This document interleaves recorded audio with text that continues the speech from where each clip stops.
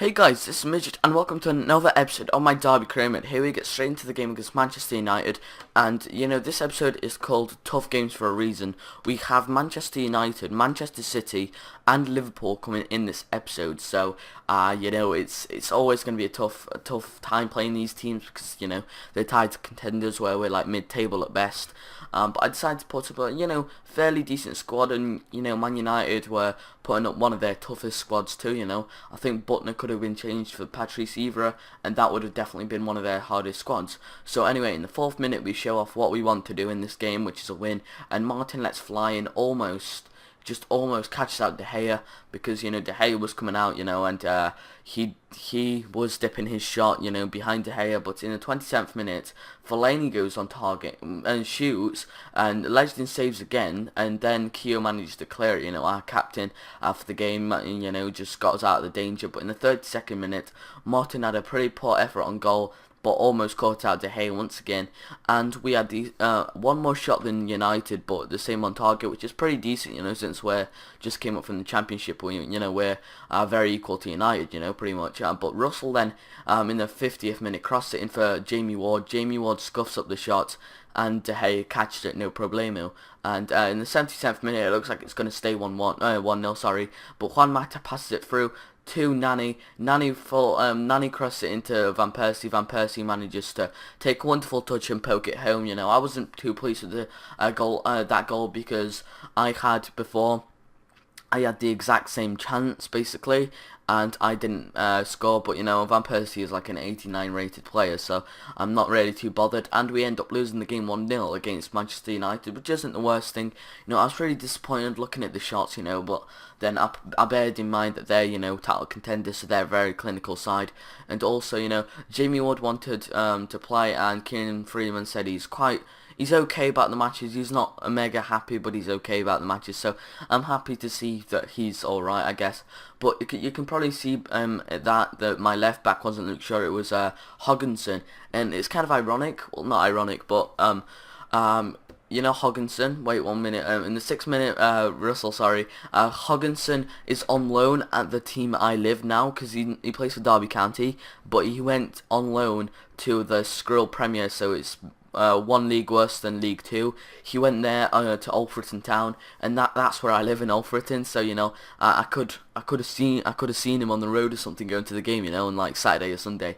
But so it's kind of funny. I decided to put him in because Luke Shaw was low on fitness, and yeah. So in the 43rd minute, we cross it in to Eric Dier, and Eric Dier is notorious for getting all these headers into the goal, and this time he didn't manage to. But then in the second half, Danny Ings hit the post. I thought it was going to go in, but then it just hit the post and curved out, which I was pretty furious about. I was shouting at Danny Ings because I couldn't score in a barrel of fannies. And yeah, so in the 67th minute, Ings has a finesse block. Bolly wins the ball back. He gets his shot blocked. Bolly has another shot blocked, and then finally manages to poke it home. And it was kind of funny because Bolly came on in the 65th minute, and I always put him on as a sub because Bryson is better than him ratings wise, but I think Bolly's better than him overall because of his pace. I need to use his pace more. And a minute later, or a couple of minutes later, you see how important Malanda is in these things, because Malanda's got 94 strength and he can't get pushed off the ball, and then ends up crossing it to Danny Ings, who heads it into the goal and doubles our lead. So we have a 2-goal cushion, and thanks to Malanda, because he ran half the pitch getting pulled by his shirt, but managed to put a really good cross into Danny Ings. He managed to convert it into a goal, and here you see that the really stats shows that we should have been winning the game. It's fully deserved.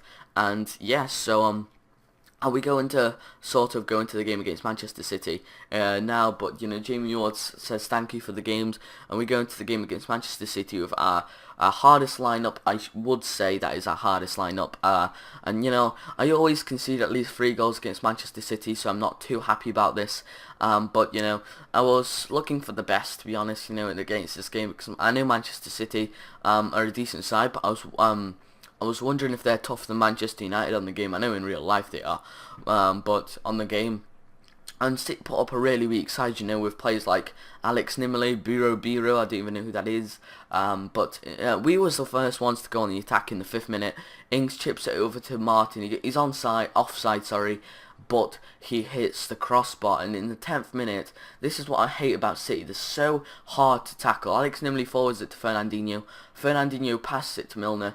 Milner, almost gets tackled but slips it through to Biro, and look at this run from him. He's like, I don't know who the hell he is, but you just can't tackle him, and he ends up, finding a tiny bit of space, putting Legends on the wrong foot, and slide it into the back of the net in 8 seconds from the 12th minute. So, City had a really positive start to this game at the Pride Park. And again, I was really furious with my defence that it didn't tackle him, but it is Manchester City. And then in the 34th minute, we have a free kick after someone pulled Danny Ings, but I decided to have it, I think, not drilled this time, not a drill free kick, and it almost caught Pantilimon out there. 6 foot something monster. But here you see that we had the exact same amount of shots as City, but we had one more off target, which I wasn't really angry about that, because I thought that one shot we had off target we could score. But here City almost doubled their lead for Alex Nimley. If that was Aguero, that definitely would be 2-0. But in the 68th minute, Milner gets the ball, he cuts inside, he sort of finesses it, it bounces off and ricochets off Eric Dier. And what happens is that it goes into the back of the net.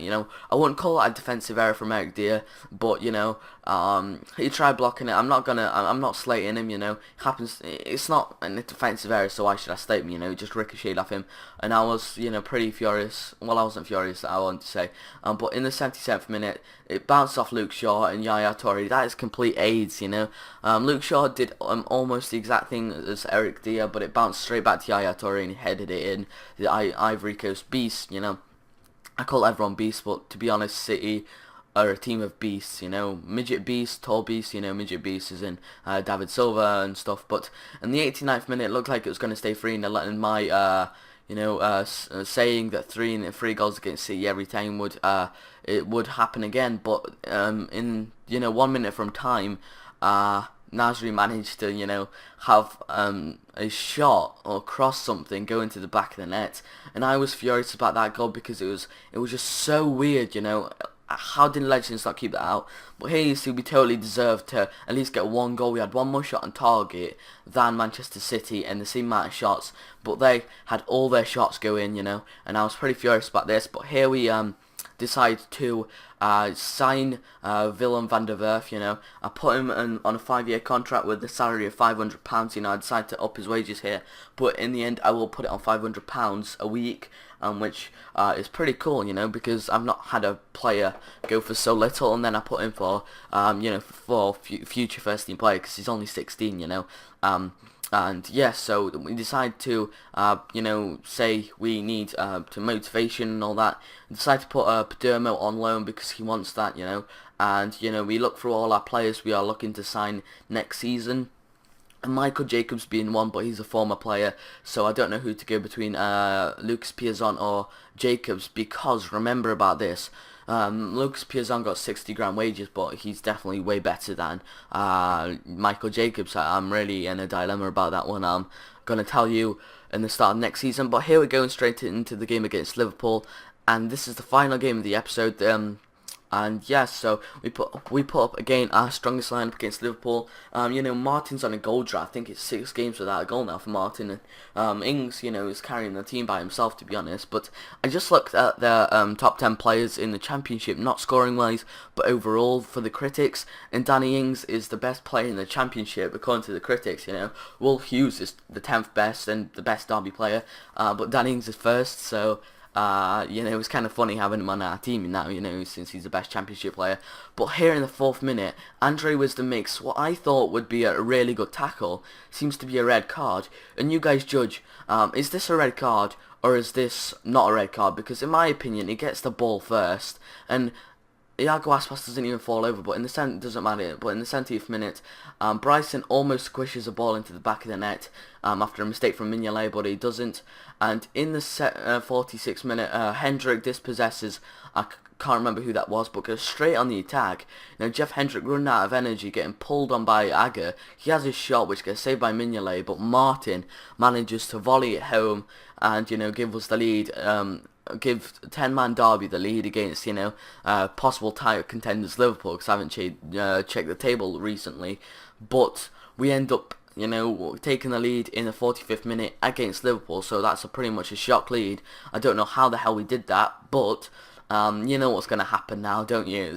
I'm not cutting now. This is straight from kickoff.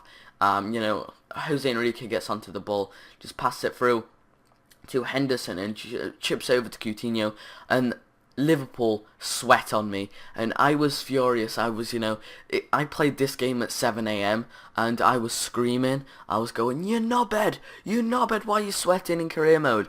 And all the neighbours started banging on my on my walls to shut up, so I sort of did shut up.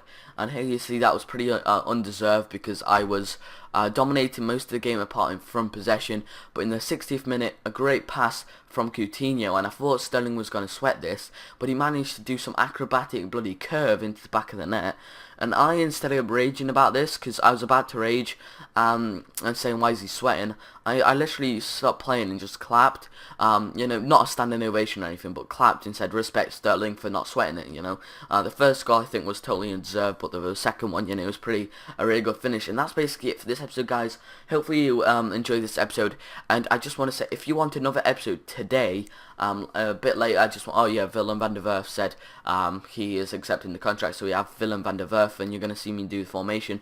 But if you want another episode today, make sure, guys, you hit 3 likes, and yeah, so basically this was Midget, and I'm going to see you guys in the next episode.